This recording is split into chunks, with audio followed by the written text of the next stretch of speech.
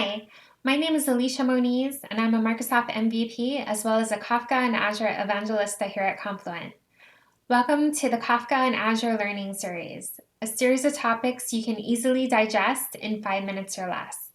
The topic for this session is creating a cluster on Azure using Confluent Cloud. So let's get started. In this session, I will give a quick overview of the differences between basic, standard, and dedicated clusters. Then we will jump right into creating a Kafka cluster, and we'll quickly create a topic and pass the message.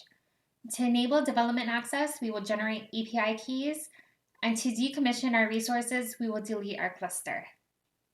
Confluent Cloud is a platform as a service offering where cluster scaling and optimization occurs under the hood for you. The basic offer enables anyone to get started for free and offers single availability zone replication, at-rest and in-transit data encryptions, and access to Confluent enterprise features such as schema registry and KSQL DB. The standard offer enables replication to multiple availability zones, as well as higher limits on tasks per connector, storage, and partitions. Now, if your organization requires dedicated resources, a dedicated cluster will provide you with a single tenant environment where you can set up VPC and VNet pairing directly between your clusters and the rest of your Azure resources. Once we are logged into Confluent Cloud, there's a user-friendly set of prompts for walking us through cluster creation. In this demo, we will step through the guided prompts to create our first cluster. For development purposes, let's get started with a basic cluster. And we can see that for multi-zone availability, we would need to select the standard tier. We will continue with single zone and review our configurations. The Kafka cluster provides you with high availability of distributed data platform services.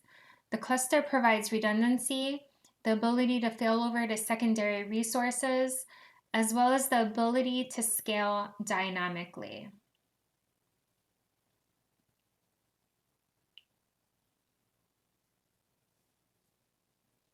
Now that we have our cluster created, we can create our topic. Similarly to a database, a Kafka topic provides us with a container to reference for related data that we group and store on shared resources. Storage for topics is distributed across partitions for redundancy.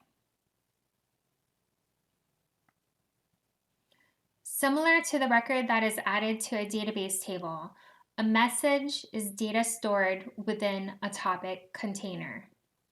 The user interface allows users to produce messages and also provides the ability to view message data within the topic in real time.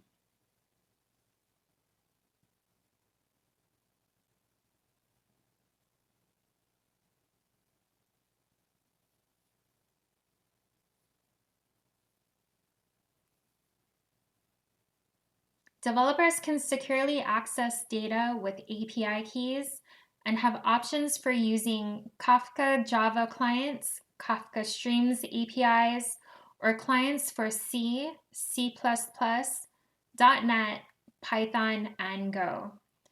After generating the API key and secret via the UI, developers can initialize a properties file specifying the Bootstrap server name and the appropriate API key and secret. Now, I have just shared the API key and secret for my cluster in this video, so I'm going to have to delete this cluster.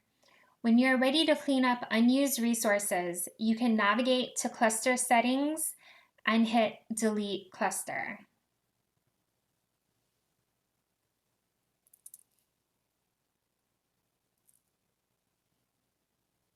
Thank you for joining me today. You can learn more about Confluent on Microsoft Docs or on the Confluent website.